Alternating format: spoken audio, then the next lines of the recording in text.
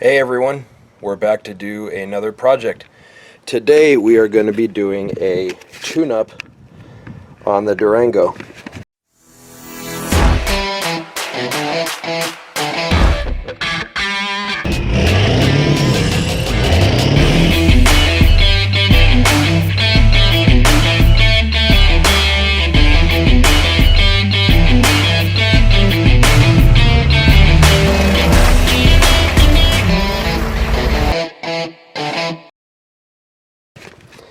Like I said in one of the previous videos, compared to today's standards, this is a very simple engine.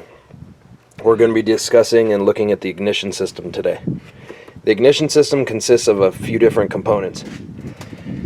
You have your distributor in the back, you have your ignition wires, which send the spark to the spark plugs down here, and then you have your ignition coil, which is right here. Let's start with the ignition coil. Basically what happens is one side of this ignition coil is hooked up to the positive side of the battery and the other is normally hooked up to the ground. When you remove the ground from the battery, it creates one spark. It sounds like a little tick. And then basically you have to put the wire back on the battery in order to make it do it. Well, the computer opens and closes that connection really quick, so it ends up making a spark that comes out of the coil, goes down through the wires and goes into the center of this distributor. What it looks like is this. Basically, this is your distributor cap. So the spark comes in here, and each one of these points right here, these spark towers, goes to a different cylinder. Now, this rotor on the inside mounts right under this center terminal, and this little tab touches on the underside of this terminal. So basically, as the engine spins, the rotor spins around and sends the spark from this to here, from the center to the different terminals, depending on where the rotor's position is. Now, like I said, this is a really simple engine compared to today's standards. You don't really see distributors in too many cars anymore, just because it's older technology. So that's why, like I said, this engine's very rudimentary. It gets the job done, and these things are simple and reliable. So a couple of the other components this system consists of are these wires. Each cylinder has a wire. There are 8 wires here for 8 cylinders because this is a V8. And you have this center wire. This center wire is the one that goes from the ignition coil to the center of the distributor. I have some other parts here that are going to be used during the tune-up process. 8 spark plugs, 1 per cylinder. The spark plug, for those of you who don't know, screws into the cylinder head. The spark from the ignition coil, after it's distributed from the distributor, comes down the wire, goes in here, and then comes through the center right here. Basically, the body of the spark plug screws into the cylinder head, so it's grounded. So when the spark comes in the center, it jumps this little gap right here and makes a spark.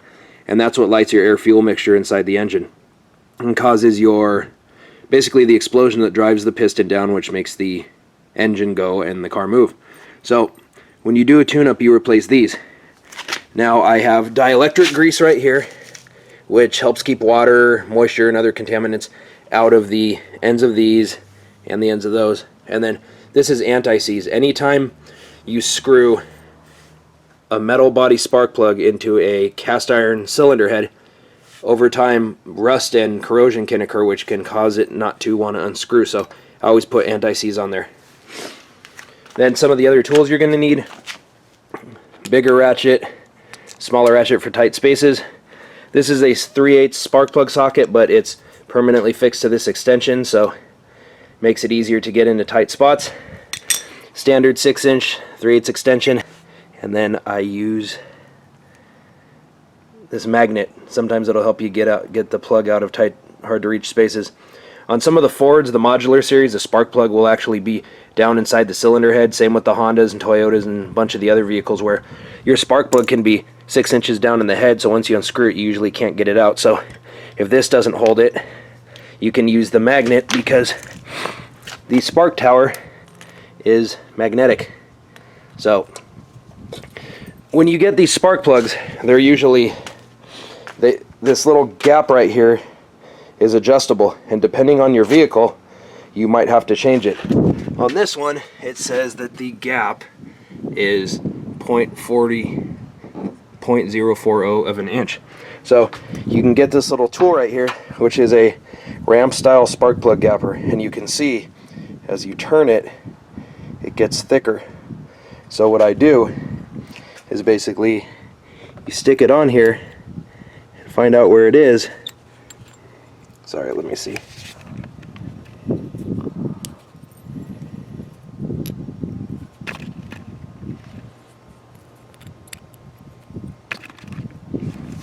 Now, as you can see, it's only about 32. So what I do is slowly open it until the center of it is at 40. That's the gap for these plugs. So I have to repeat that for the other 7. Anyway, these little ramp style gappers can be had at AutoZone or any of the other parts stores for, I don't know, usually like 99 cents or something. But so like I said, this is a very rudimentary ignition system, very, very simple. It's old school. Pretty much on all the cars prior to, let's say, 92 or the early 90s, they'll have a distributor and one ignition coil and the wires and everything.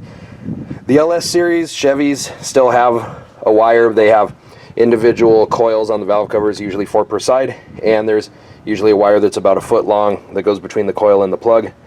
Some of the newer cars have what's called coil on plug, which is like this. This is out of a Ford modular, where each cylinder has its own coil, and this one basically pushes down inside the head, touches on the top of the spark plug, and then there's a cover that holds this down. So you have to pull 8 of these ignition coils out in order to do a tune-up on them. But these ones can sometimes be hard to diagnose, because you can have one that's going bad, or maybe it goes bad when it gets hot and the computer might not pick up the misfire, but if you're going up a hill, you'll feel it bucking or something. That's why this guy came out. It was in a different vehicle, and it would run good when it was cold, but when it would get hot and you'd try to climb a hill, it would shake a little bit. You could kind of feel it misfiring and hiccuping, but it wouldn't turn the check engine light on. So I went ahead and just replaced the whole set, because my even my scanner wouldn't pick it up. So anyway, it was cheap and easier just to do that, so I could ensure it was running properly. So I am going to get all these spark plugs gapped, and then we can start. You can do a tune-up in different stages, different order, however you want, but I'm going to go ahead and take the distributor off first. Now, like I said, this engine obviously is a V8, so there's 8 spark plugs, 8 spark plug wires, 1 ignition wire. Now, every engine has what's called a firing order. Now, that's the engine in which that's the order in which the ignition system fires the spark plug. So basically, now it's obviously upside down. I'm just doing it so I can show you the rotor. But on this engine, it says it right here on the intake manifold, 18436572. So that basically means if this is cylinder 1, it starts off there, then the rotor goes 8, this is 8, then 4, then 3, then 6, 5, 7, 2, and then it starts over at 1. That's the firing order on this truck. Firing order is very important. If you get it wrong, the engine will run like garbage, or might not even run at all. Now, when I was 18, got my first car, I was super excited to tune it up. It was a 4-cylinder Nissan. I didn't know any better. So I went ahead and pulled all the spark plug wires off at once. And when I stuck them back on, the car didn't want to run. So that's when I learned about firing order. Now, it'll usually be written on the intake manifold if it's a steel intake manifold vehicle. If you have coil on plug, like the one, like this guy over here, you don't have to worry about it, because the computer will fire it when it needs it to be fired. It's only on an engine with a distributor or a magneto that you have to watch out for it. So anyway, first order of business is to remove the distributor cap. Now I'm going to go ahead and, this guy still went ahead and kind of pre-loosened it so that you guys could see what's going on back here, and that I had both hands available. So keep in mind, this thing should not be loose. Now, on the intake manifold right here, this is kind of unique. It says Distributor Rot, which is Distributor Rotation. So it's showing me that the rotor in the distributor goes clockwise. So basically, it was what I was showing you earlier. So it'll go 1, tower 1, labeled here, 8, 4, 3, 6, 5, 7, 2. So that's the way it rotates. It's kind of nice that they put it on there. A lot of the time if you buy an aftermarket intake manifold, it won't have it. So what I'm doing here is I'm going to pull this distributor up and get this cap up. Now, sometimes there's little ignition wire holders on the corners of the valve cover or on top of the engine or something, so most of the time if the wires are clipped into that, it won't let you get it. Basically, it won't give you enough slack, so unclip it from the wire retainers. So it'll give me a little bit more. Trying to get this guy up out of here. Let's see, there's another one right here. Come on. Ah, there we go. A little better. Yeah, this one's kind of a bear, but bring it up over here. Yeah, this one's not easy, but as you can see, if you looked, I'll show you guys, down inside there, you can see that it's got a bunch of, sorry, jiggly camera, it's got a bunch of corrosion right here, like this. You can see the white. So what that is that's basically a buildup of corrosion from the arcing from the spark, moisture, and all sorts of stuff. So, and this center button here that touches the rotor is nice and worn down. So when you have this buildup on here, it will actually degrade your spark quality significantly. So that's one of the major things that's telling me. Glad I decided to do a tune-up on it before I started driving it every day. So, yeah. I'm glad we got a distributor cap and rotor with this. So what I'm going to do is I'm going to pull the rotor off and the distributor cap, get it out of the way, and then I'm going to replace it, and then I'll be back with you. Here we got the old rotor, and as you can see, it's not in the best shape. Come on, focus. You can see it's kind of all destroyed. You can see a bunch of electrical carbon here, and then on the end of it, it's all nice and burned up. But compare that with the new one, nice and shiny. So we're gonna go ahead and put this rotor on and the new distributor cap, and I'll be back with you. Alright, now that you can see that I got the new distributor cap on, the old one is still right here. Now, what I'm gonna do, these are still the old spark plug wires. So what I'm gonna do is I'm gonna replace them one at a time. So the way I do it, actually I do the plug at the same time as I do the wire. So you got to have some order of doing it. You know, different people do it different ways, but this is the way I do it. So what I'll do is I'll take the number one plug, number one wire on the distributor cap. It is right here. Pull this guy off, follow it back to its corresponding spark plug. So down its corresponding plug down in here. Here it is right here. Follow it around, and this is cylinder number one, apparently. Now the firing order tells you the firing order, but these four cylinders and these four cylinders here, different manufacturers label them different. It might be 1, 2, 3, 4, 5, 6, 7, 8. It might be 1, 2, 3, 4, 5, 6, 7, 8. It depends. You got to look in the book, but this is apparently cylinder number one. So what you do now, you take the wire, and you're going to have a full set of them. So what I do is I take all the heads of them, the terminals that go on the distributor, try to make them the same length, more or less, and then I hold the old wire next to them. So as you can see, they're different lengths. So what I do is basically just pull it down and find the one that is closest to it. So these ones look like they're fairly close. So take it here, measure it.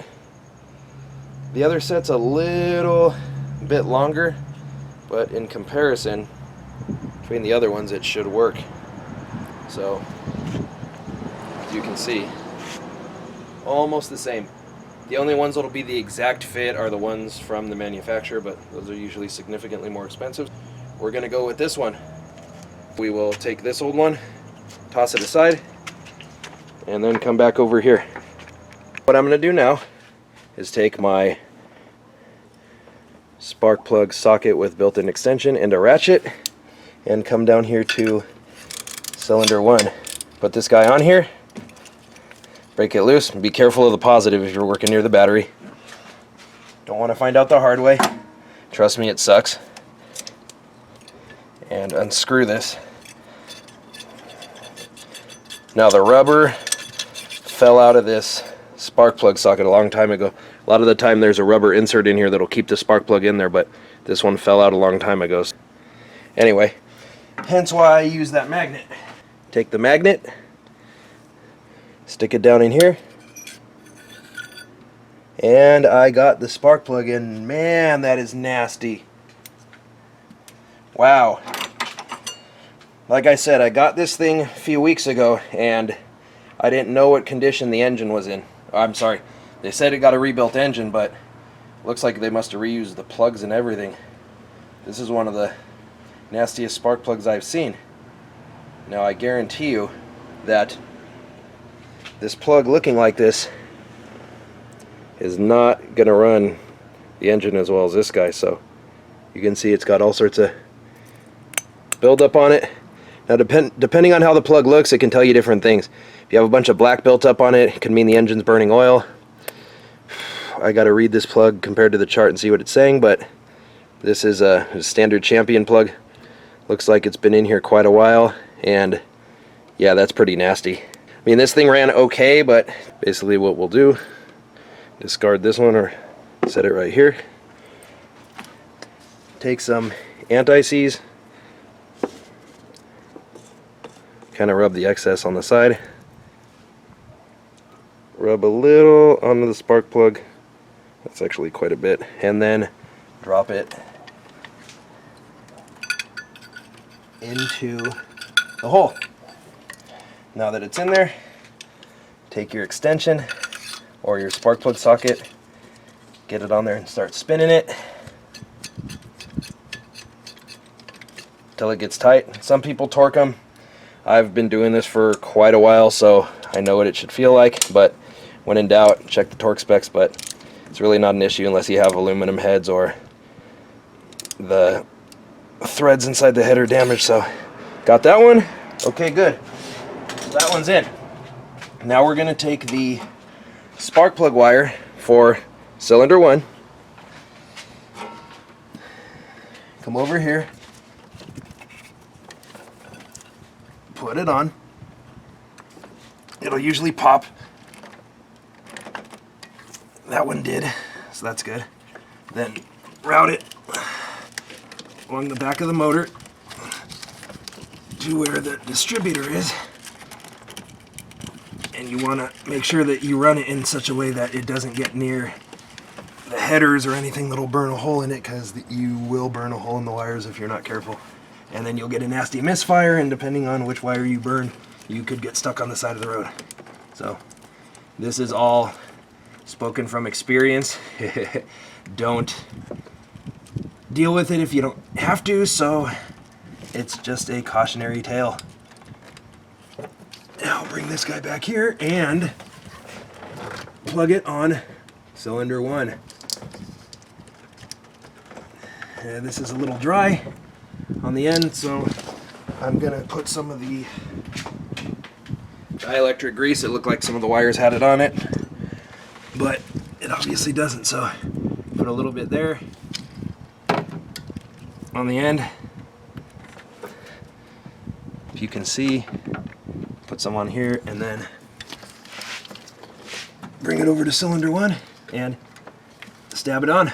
And the rest of the plugs should be done in pretty much the same manner.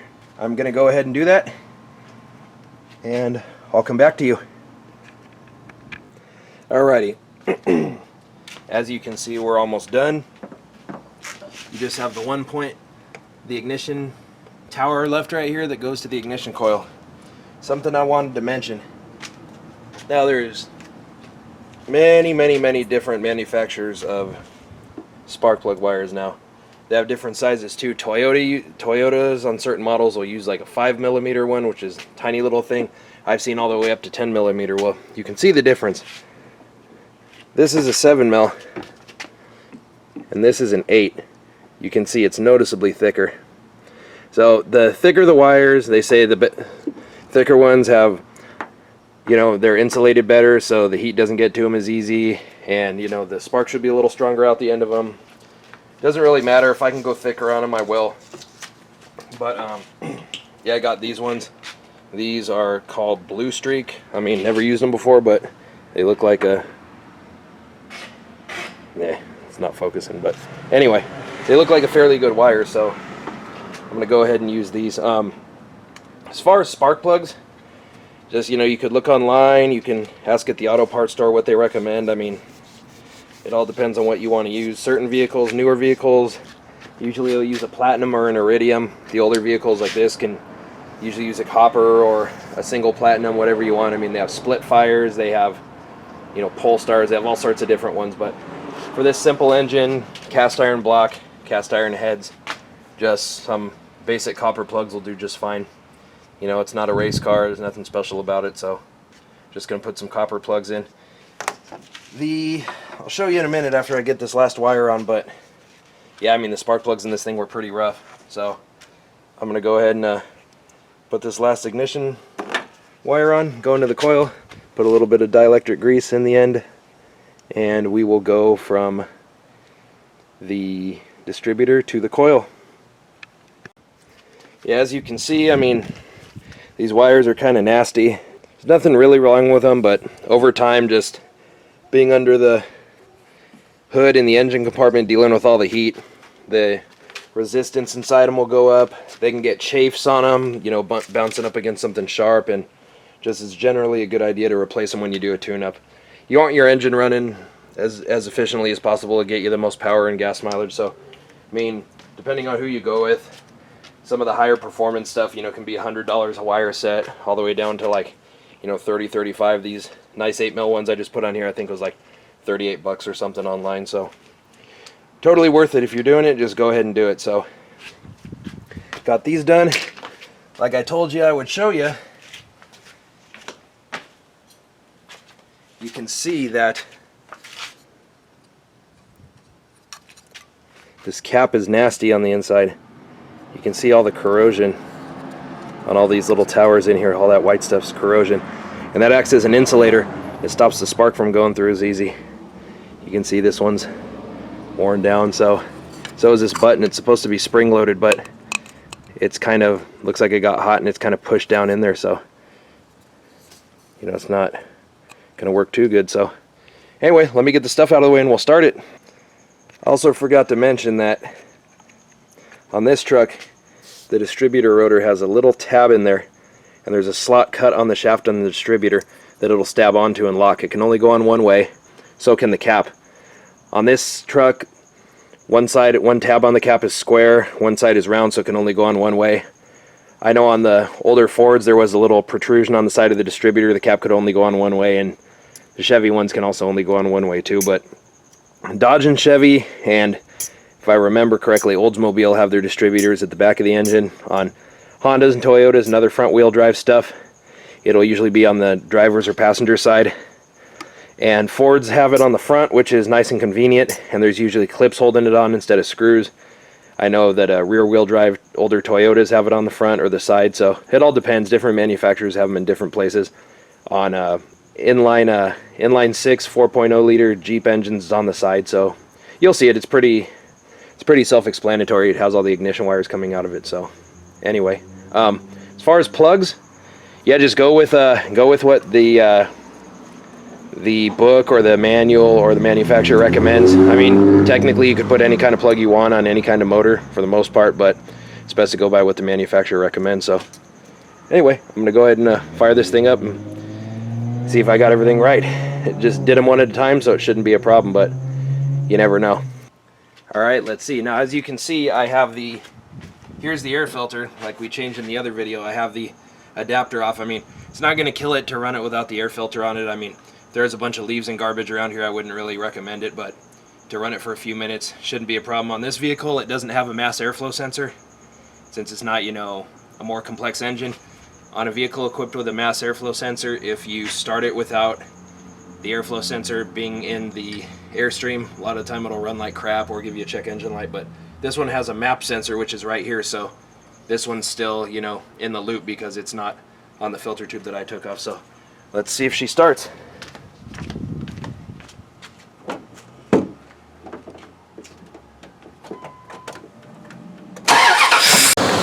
Alright, now you can tell it's right because the engine's not really shaking. You can pick something and kind of see, you know, the stud shakes a little bit, but I mean, if it was see that shaking a little bit, but if it was misfiring, it'd be shaking like that, and you can put your hand here and tell everything's good. Snap the throttle a little bit.